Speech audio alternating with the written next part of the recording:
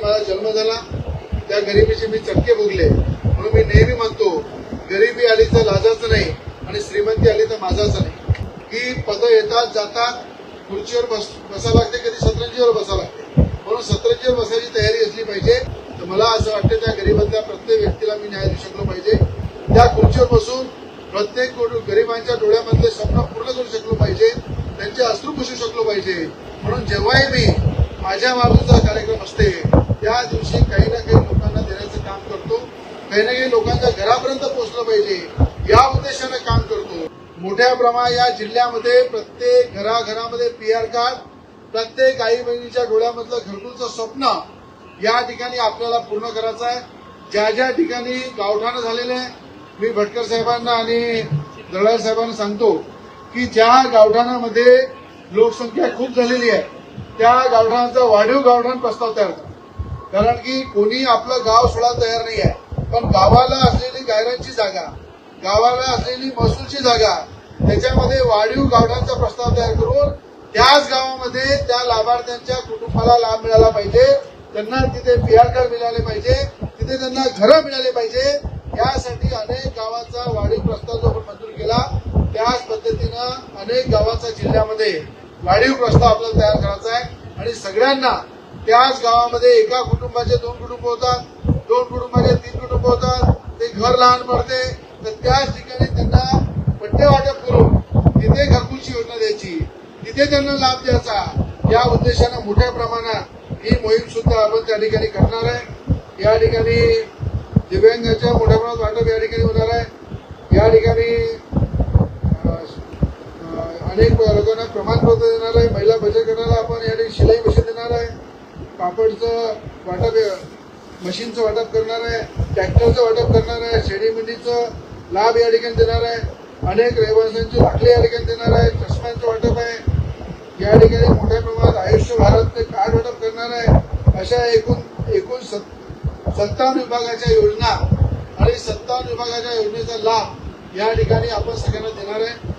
आणि मला असं वाटते की वाढदिवस खऱ्या अर्थानं तेव्हा पूर्ण होतो जेव्हा एखाद्या गरिबांच्या चेहऱ्यावर हास्य येते, एखाद्या गरिबांच्या डोळ्यामधलं स्वप्न पूर्ण होते, एखाद्या विद्यार्थ्यांना शिक्षणासाठी आपण मदत करतो, गोरगरिबांना लग्नासाठी मदत करतो, एखाद्याची बिमारी आहे त्याच्यासाठी मदत करतो, तेव्हा मला वाटते माणसाच्या जीवनाची जी सुरुवात होते ती खऱ्या अर्थानं सार्थ असते. मला काल एका कार्यक्रमामध्ये आनंद वाटला. युवासेना पार्टीच्या कार्यकर्त्यांनी एमपीएससीच्या मुलांना या ठिकाणी मोठ्या प्रमाणात रक्त तुला होते, लड्डू तुला होते, पण पुस्तकांची तुला करून त्या वजनाच्या किमतीचे सगळे एमपीएससी पुस्तकं जे मोठ्या प्रमाणात 1000 ते 1200 विद्यार्थ्यांना काल जे वाटप झालं ते मी सगळ्या युवासेना पार्टीच्या कार्यकर्त्यांचं अभिनंदन करेन की त्यांनी पार्टीच्या माध्यमातून काही जे गवई ते काम करता. तुम्ही ज्याप्रमाणे महात्मा फुलेंचं पुस्तक, त्यांच्या आयुष्यावर त्यांनी केलेलं काम, बाबासाहेब आंबेडकरांचं संविधान, आपण जेव्हा त्याच्यावर काम करतो पार्टीच्या माध्यमातून तेव्हा आम्हाला आनंद होते की पार्टी संस्था आहे काय. या संस्थेने घराघरापर्यंत जाऊन त्या विद्यार्थ्यांना मजबूत करणं, गोरगरिबांना न्याय देणं, या पार्टीच्या माध्यमातून जे सातत्यानं होते ते खऱ्या अर्थानं कौतुक करण्यासारखं आहे. आणि काल एमपीएससीच्या मुलांना त्या ठिकाणी दप्तर देणं, पुस्तकं देणं, मला असं वाटतं हे खऱ्या अर्थानं या ठिकाणी एकूण 5 कोटी रुपये आपण मोठ्या प्रमाणात लाभ देणार आहे. एकूण 3000 लाभार्थ्यांना या ठिकाणी मोठ्या प्रमाणात लाभचं वाटप करणार आहे आणि मोठ्या प्रमाणात या ठिकाणी चष्म्याचं वाटप होणार आहे. आणि हे सगळे जे लाभ आहे हे मला असं वाटते की तहसीलमध्ये महिन्यातून एकदा हा राजस्व अभियानाचा कॅम्प झाला पाहिजे. मोठ्या प्रमाणात या लोकांना लाभ मिळाला पाहिजे. या ठिकाणी या लाभाच्या माध्यमातून नेहमी पुढे येऊन अधिकाऱ्यांनी सोमोटो या राजस्व अभियानाचा फायदा जनतेपर्यंत पोहोचला पाहिजे. पहिले आपल्याला माहिती आहे गावागावामध्ये जनता दरबार होत होता, गावागावामध्ये राजस्व अभियान होत होतं. या ठिकाणी तहसीलमध्ये जर लोखंडे साहेब आणि भातकुळीचे तहसीलदार सुद्धा आहे, तहसीलमध्ये जर तुम्ही राजस्व अभियान हे स्पेशल जनतेसाठी जर महिन्यातून एकदा ठेवलं तर मी तुम्हाला सांगतो मोठ्या प्रमाणात तहसीलची गर्दी कमी होईल. प्रत्येक विभागाची 57 विभागाचे लोक जे आहेत ते एकाच छताखाली येतील, एकाच छताखाली ते कॅम्प घेतील, लाभ देतील. जर अशा प्रकारचं एनजीओ दोन्ही एनजीओनी जर पुढाकार घेऊन दोन्ही तहसीलमध्ये जर कार्यक्रम घेतला आणि पूर्ण जिल्ह्यामध्ये जर हे पॅटर्न राबवलं तर मोठ्या प्रमाणात तहसीलची गर्दी कमी होईल. रोज येणारा 100 रुपये 200 रुपयाचे खर्च करते, ऑटोनी येते, बसनी येते, त्या गरिबांचं सुद्धा नुकसान होणार नाही. म्हणून ही योजना अशा प्रकारचा पॅटर्न या जिल्ह्यामध्ये राबवण्यासाठी पुढे आम्ही नक्कीच काम करू. या ठिकाणी मला आठवते की ज्या गरीब कुटुंबामध्ये माझा जन्म झाला त्या गरिबीचे मी चटके भोगले. म्हणून मी नेहमी म्हणतो गरिबी आली तर लाजाचं नाही आणि श्रीमंती आली तर माझाच नाही. आणि या विचारावर जर मी काम करतो तर मला अनेकांना सांगा वाटते की पदं येतात जातात, खुर्चीवर बसावं लागते, कधी सतरंजीवर बसावं लागते. म्हणून सतरंजीवर बसायची तयारी असली पाहिजे, तोच माणूस परमनंट खुर्चीवर बसते. म्हणून आपण जर हा विचार जर केला तरच लोकांना आपण न्याय देऊ शकतो. म्हणून या ठिकाणी मी ज्या कुटुंबातून ज्या गरिबीचे चटके भोगले तर मला असं वाटतं त्या गरिबांच्या प्रत्येक व्यक्तीला मी न्याय देऊ शकलो पाहिजे. त्या खुर्चीवर बसून प्रत्येक गरिबांच्या डोळ्यामधले स्वप्न पूर्ण करू शकलो पाहिजे, त्यांचे अश्रू पुसू शकलो पाहिजे. म्हणून जेव्हाही मी माझ्या बाजूचा कार्यक्रम असते त्या दिवशी काही ना काही लोकांना देण्याचं काम करतो, काही ना काही लोकांच्या घरापर्यंत पोहोचलं पाहिजे या उद्देशाने काम करतो. म्हणून मी आज आपल्याला 4 वेळा आमदार झाल्यानंतर मी अनेकदा मला असं वाटते पुढे आणखी जोराने मी काम केलं पाहिजे.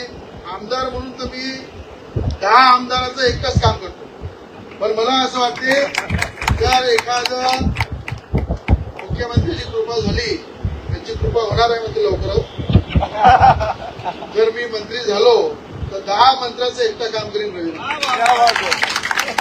म्हणून मला असं वाटतं की जी आशा तुम्हाला आहे, जी अपेक्षा तुम्हाला आहे, जे डोळ्यामधलं तुमचं स्वप्न आहे, मंत्री झाल्यापेक्षा त्या खुर्चीवर बसून या लोकांची सेवा कशी करता येईल, या लोकांना त्या विभागाचा न्याय कसा देता येईल यासाठी काम करायची इच्छा आहे. आणि मी आपल्याला आपल्या सगळ्यांच्या वतीनं राज्याच्या मुख्यमंत्र्यांचं सुद्धा उदंड आयुष्य, त्यांची ताकद वाढो, त्यांच्या डोळ्यामधले सुद्धा स्वप्न पूर्ण हो, त्यांना एवढी शक्ती मिळो की महाराष्ट्रातल्या कानाकोपऱ्याची सगळ्या जनतेची सेवा मुख्यमंत्र्यांच्या माध्यमातून हो, राज्याचे महसूल मंत्री बावनकुळे साहेबांच्या माध्यमातून हो, एवढी मी नक्की प्रार्थना करीन. आणि त्यांच्याच सोबत काम करण्याची संधी नक्कीच मला आपल्या आशीर्वादाने भविष्यामध्ये मिळेल. अशा प्रकारचं डोळ्यामध्ये स्वप्न घेऊन मी खऱ्या अर्थानं समाजाची सेवा आणखी ताकदीनं करील हे आपल्या सगळ्यांना मनातून शब्द देतो. या ठिकाणी आमदार मंत्री हे अशा विषय नाही आहे, पण मला असं वाटतं की जेव्हा मी असं काही बोलतो तर मुख्यमंत्र्याकडून मला फोन येते, अरे थांब रे बाबा करतो, मग थांब रे बाबा करतो म्हटलं मला आठवण देत राहतो काय. म्हणून हे मनाचा अर्थ म्हणजे की तुमच्या माध्यमातून आवाज पोचवण्याचं काम हे होते आणि मीडियावाले करतात ते काम. म्हणून मला नक्की विश्वास आहे येणाऱ्या काळामध्ये आपली सगळ्यांची या राज्याची सुद्धा सेवा करण्याची संधी मिळेल. आश्वासन समितीचा मी अध्यक्ष म्हणून, तुम्हाला माहिती आहे आश्वासन समिती काय होती काय नाही कोणाला माहित होतं, पण महाराष्ट्राच्या आश्वासन समितीच्या माध्यमातून मुंबईला सुद्धा हलवण्याचं काम तुमच्या आमदारांनी केलं. महाराष्ट्रातले अनेक प्रश्न निकाली काढण्याचं काम केलं.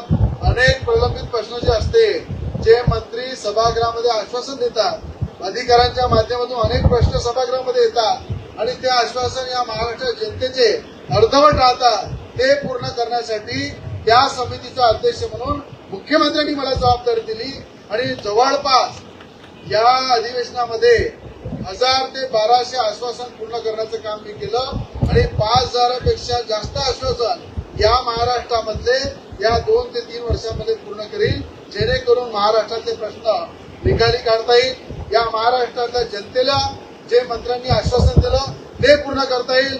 अधिकाऱ्यांनी जे मंत्र्यांच्या माध्यमातून प्रस्ताव पुढे पाठवला त्यांना मान्यता देता येईल. आणि याच्यामध्ये पहिला अध्यक्ष मी असा आहे, मी त्या ठिकाणी विधानसभेमध्ये सांगितलं की कुठल्याही अधिकाऱ्याकडनं जर हे आश्वासन पूर्ण करण्यासाठी उशीर होत असेल तर अधिकाऱ्यांवरही कारवाई झाली पाहिजे.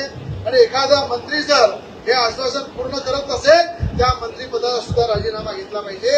या विधानसभेमध्ये बोलणारा एकमेव आमदार आहे. आणि मी आपल्या सगळ्यांना सांगतो, मी जर काम करीन तर काचेसारखं स्वच्छ करीन, स्वच्छ पद्धतीनं जनतेला न्याय द्यायचं काम करीन, कुठेही त्याच्यामध्ये दुर्बल काम होणार नाही. म्हणून तुम्ही ज्या पद्धतीनं मला ताकदीनं 4 वेळा आशीर्वाद दिला, त्या आशीर्वादाचं खरं अर्थ त्याचं सोनं करण्याचं काम प्रामाणिकपणे मी करेल एवढं आपल्या सगळ्यांना वचन देतो. या ठिकाणी आपला सगळ्यांचा मनापासून आशीर्वाद देतो, आपल्या सगळ्यांना शुभेच्छा देतो. अधिकाऱ्यांनी या ठिकाणी 57 स्टॉलच्या माध्यमातून या ठिकाणी जे सहकार्य केलं, सगळ्या अधिकाऱ्यांचं मी अभिनंदन करेल. अमरावती जिल्ह्याच्या पालकमंत्र्यांचं अभिनंदन करेल, राज्याच्या मुख्यमंत्र्यांचं अभिनंदन करेल. आणि तहसीलदार साहेबांनी सांगितलं आता की जेवणाची व्यवस्था केलेली आहे. एकालाही जेवण जर कमी पडलं लाभ दिल्यानंतर सगळ्यांचं जेवण सुद्धा आहे आणि सगळ्यांच्या जेवणाची व्यवस्था केली आहे. त्याबद्दल तहसीलदार साहेबांचं, एसडीओ साहेबांचं मी आभार व्यक्त करेन. या ठिकाणी मनापासून आपल्याला शुभेच्छा देईन. जय हिंद, जय महाराष्ट्र.